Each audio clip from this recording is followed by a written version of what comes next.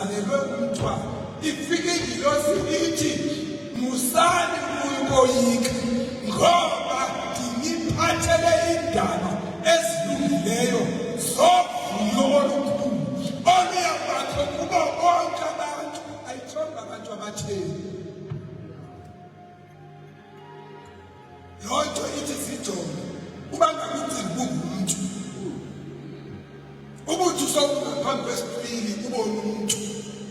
Yena into wagcoza uba ngumuntu lento igozo. Indaba ezilungileyo zovuyo olukhulu oluyabakho kubo bonke abantu. Kodwa luyabakho kubo bonke abantu abakholwayo ukuba babhatalelwe.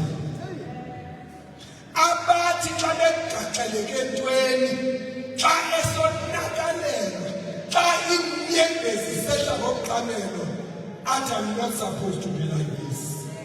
Akumelanga manje ngoba ukhona umuntu wabhatalayo.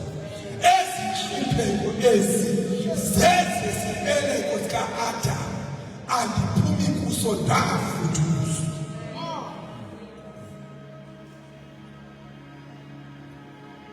Sanikwa ke Yesu into esebenzela abantu.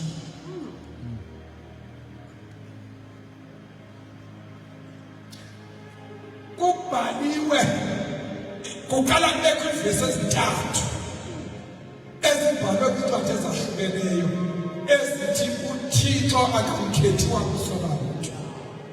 Kube ngathi ayivakalanga uJames abe nechapter yonke ayidedicate ekuthini uThixo akakhethi kusola muntu. uThixo akanazifavorites. uThixo akanabefundisi. uThixo akanabavangeli. uThixo akanabapostoli. akanabaprofethi. unabantwana.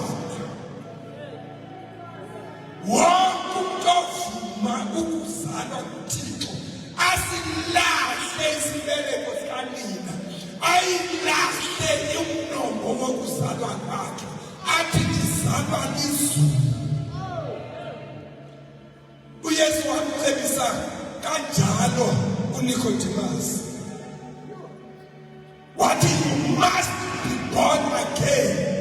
Wathi funeka uqale phansi uyozalwa. Kwakutheni kungoba uNicodemus wayezalwe ebukhosini. Yayingumuntu ohlala phakathi kwesigqeba esilawula